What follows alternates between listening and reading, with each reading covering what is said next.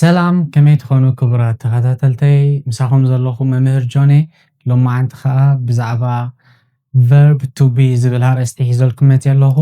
ቀፃሊ ንቋንቋ እንግሊሽ ክእለትኩም ንምዕባይ ዝሕግዝኩም ቪድዮታት ኣብዚ ቻናለይ ስለ ዝፅዕን ሳብስክራይብ ምግባር ኣይትረስዑ። እዚ ናብ ናይ ሎማዓንቲ ትምህርትና ክንከይድ። so verb to be እዚኦም እዮም ኣብ present tense ማለት እዩ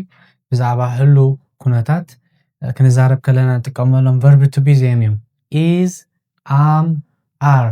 ምስ መነመን ንጥቀመሎም and ብኸመይ ንጥቀመሎም ከዓ ሓቢርና ሓደ ብሓደ ክንሪኦም ኢና። መጀመርያ ግን verb to be ንምንታይ እዮም ዝጠቕሙና? verb to be ዝተፈላለዩ ጥቕምታት ኣለዎም። the first one who we are ንሕና መን ኢና ንኻልእ ሰብ ክንገልጾ ከለና ነብስና ንጥቀመሎም verb to be ማለት እዩ። እዚኣ ቀዳመይቲ ጥቕሚ እያ። and ካልአይቲ how we feel ከመይ ይስማዓና ኣለዎ ንኻልእ ሰብ ክንገልጾ ከለና ኸ ብ-verb to be ተጠቂምና ኢና ንገልጾ። ሳልሳይ where we are ኣበይ ከም ዘለና ክንሕብር ከለና ብ-verb to be ገርና ኢና ንገልጾ። and the last one to describe things ነገራት ንኽንገልጽ ከዓ verb to be ኢና ንጥቀም ማለት እዩ። ስለዚ እዚአን ኣርባዕተ ጥቕምታት ናይ verb to be እየን። ቀዳመይቲ who we are ንሕናስ መን ኢና ስራሕና ሞያና እንታይነትና ቁመትና ሕብርና እዚ ነገር እዚ ክንገልጽ ከለና verb to be ንጥቀም። ካልኣይ how we feel ከመይ ይስማዓና ስምዒታትና ክንገልጽ ከለና ከዓ verb to be ኢና ንጥቀም። ሳልሳይ where we are ኣበይ ከም ዘለና ኣብዚ ኣለኹ ኣብቲ ኣለኹ ክንብል ከለና ብ-verb to be ተጠቂምና ኢና ንገልጾ። and ራብዓይ ከዓ to describe things ነገራት ክንገልጽ ከለና እዚ ከምዚ እዚ ዓብይ እዚ ንእሽተይ እዚ ጽቡቕ እዚ ሕማቕ እዩ ክንብል ከለና verb to be ተጠቂምና ኢና ንገልጾ ማለት እዩ። ስለዚ verb to be ኣብ እንግሊሽ ብጣዕሚ መሰረታውያንን ኣዝዮም ኣገደስትን እዮም። ኣብዛ ቪድዮ ከዓ ጥቕሞምን ብኸመይ ንጥቀመሎምን ክሳብ መወዳእታ ቪድዮ ተተኸታቲልኩም ኣብ verb to be ዝነበረኩም ሕቶታት ክምለሰልኩም እዩ ማለት እዩ። ስለዚ እዞም verb to be ንብሎም ዘለና ምስ subject pronoun ሓቢሮም እዮም ዝኸዱ and ነናቶም ሕግታት ከዓ ኣለዎም ክንሕዞም ዘለና ማለት እዩ። for example I ኩሉ ግዜ ምስ መን እዩ ዝኸይድ am I እንድሕሪልና am ኣነ እየ ማለት እዩ። and you are ንስኻ ኢኻ ወይ ንስኺ ኢኺ ማለት እዩ። then we are ንሕና ኢና and next one they are ንሳቶም ወይ ድማ ንሳተን እየን ንብል ኣለና። he is ንሱ እዩ and she is ንጓል ኮይኑ ንሳ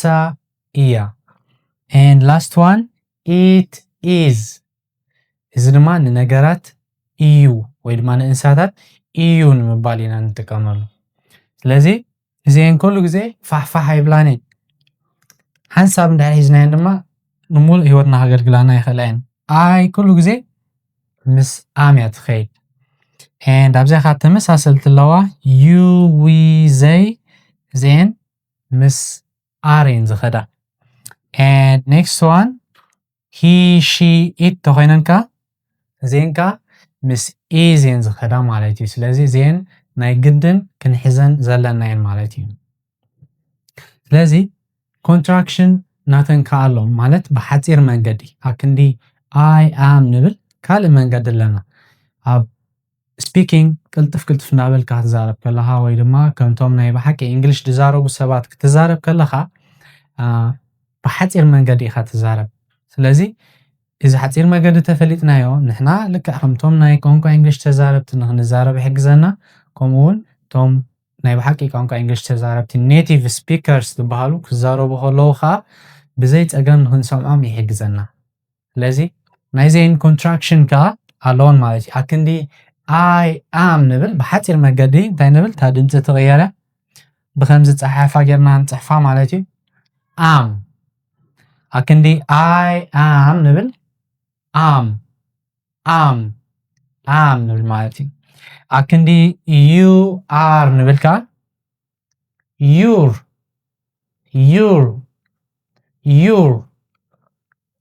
أكندي we are نبل we're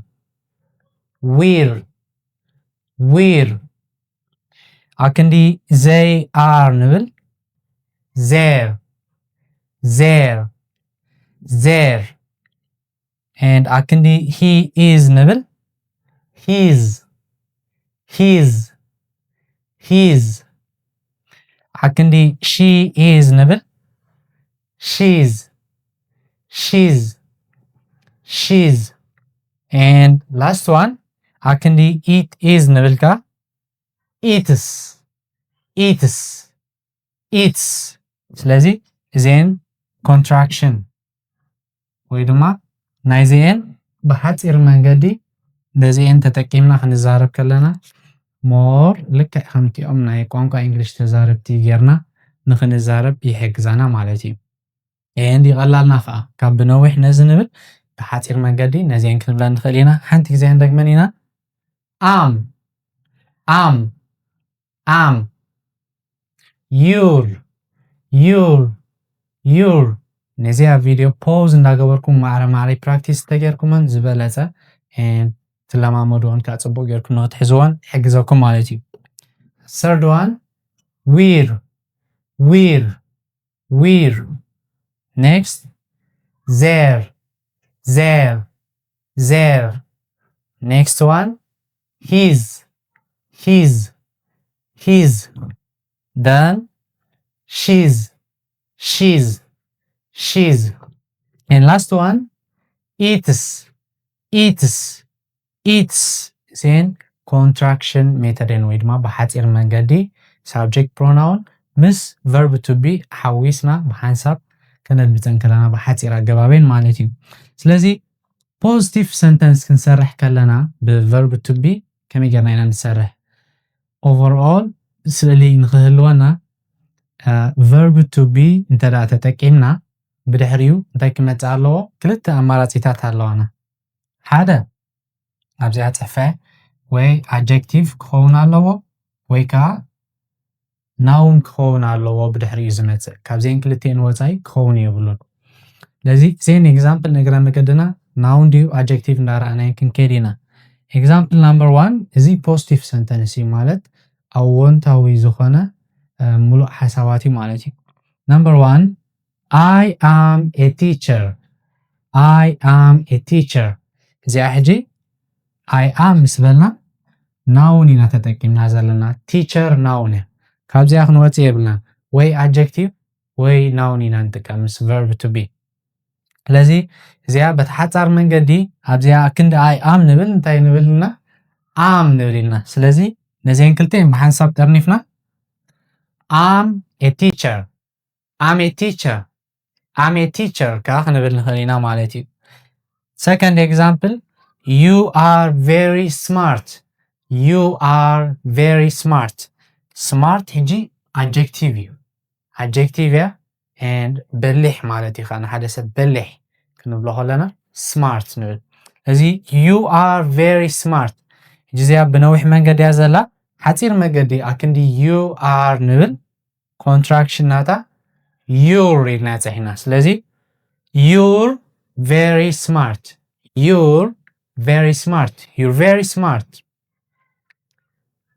number 3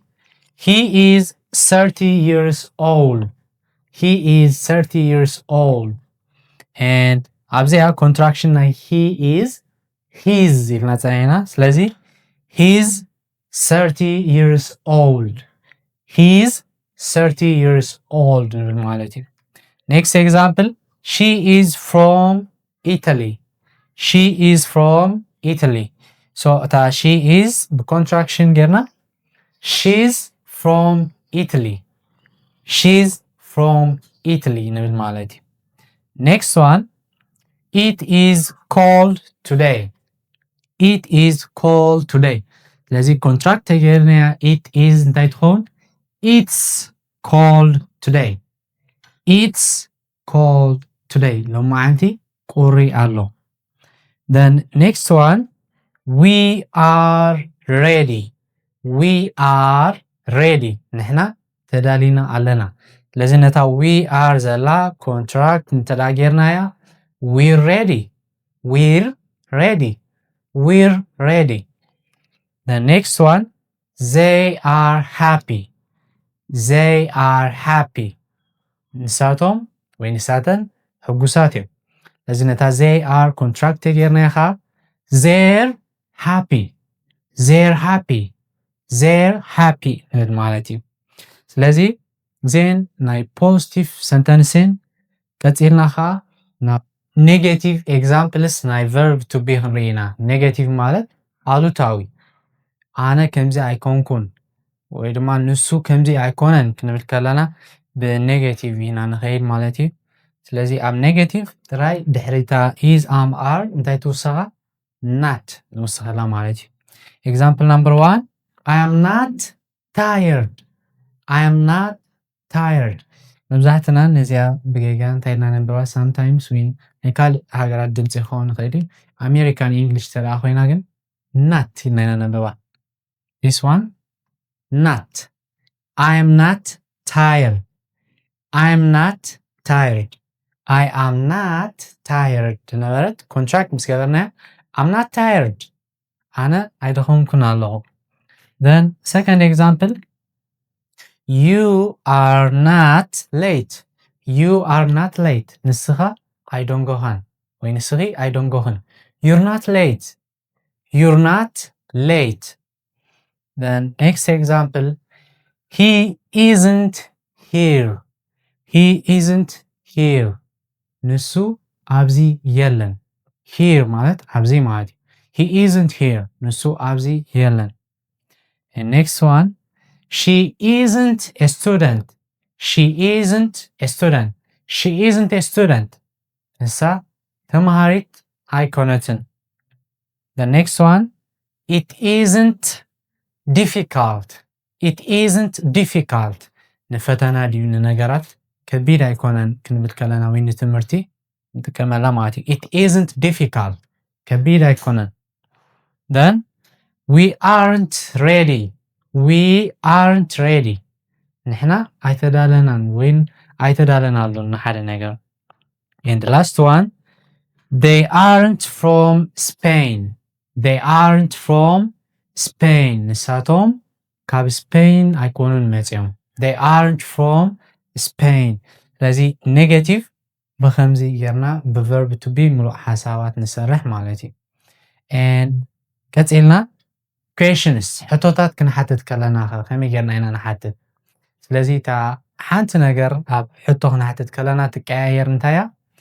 እተን verb to be ብቅድሚት መፃ እተን subject ኻ ብድሕሪት መፃ እዚኣ am ንቅድሚት ትመፅእ እታ I ካ ብድሕሪኣ ትመፅእ ማለት እዩ ናይ ነፍሲ ወከፈን እተን verb to be is am are ብቅድሚት ይመፃ ኣብ ሕቶ ክንሰርሕ ከለና ማለት እዩ example am I late am I late ኣነ ዶንጌዴ ኢልና ነፍስና ክንሓታ ከለና ወይ ንኻልእ ሰብ ክንሓቶ ከለና ብዛዕባ ነፍስና ማለት እዩ am I late then second example are you ready are you ready ስኻ ተዳሊኻ ኣለኻ ዲኻ ወይ ድማ ድልው ዲኻ then number 3 is he your brother is he your brother ንሱ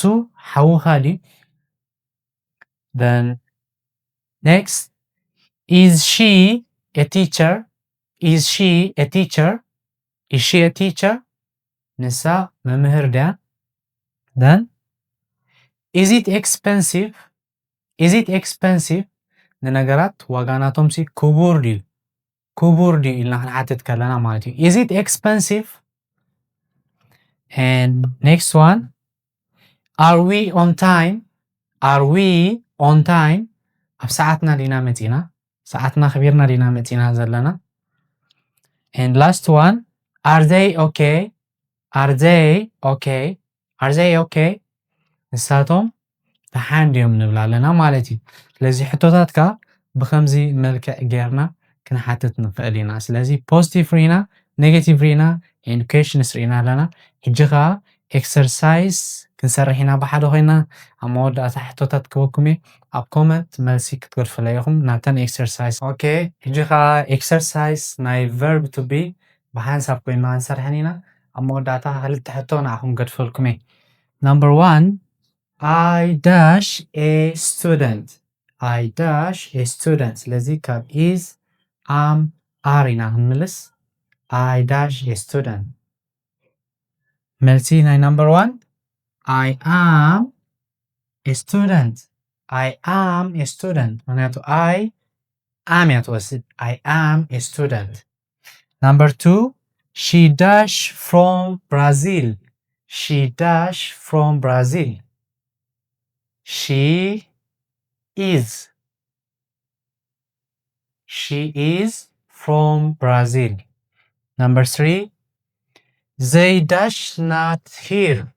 they dash not here they are not here they are not here number 4 we dash very happy we dash very happy እዚኣ ናባኹም እያ መልሲ ኣብ ኮመንት ግደፍለይ and number 5 he dash my friend he dash my friend እዚኣ እውን ናባኹም እያ ክልቴን መልሰን ኣብ ኮመንት ግደፍለይ መልስኹም ቸክ ገይረ ኮሬክሽን ዘድልዮ ኮይኑ ኮሬክሽን ክገብረልኩም እየ ናይ ሎማዓንቲ ናይ verb to be ቪድዮና ወይ ትምህርትና ኣብዚኣ ክንወዲና ኔክስት ታይም ብካልእ ኣርእስቲ ክንራኸብ ኢና ክሳብ ሽዑ ሰሰናይ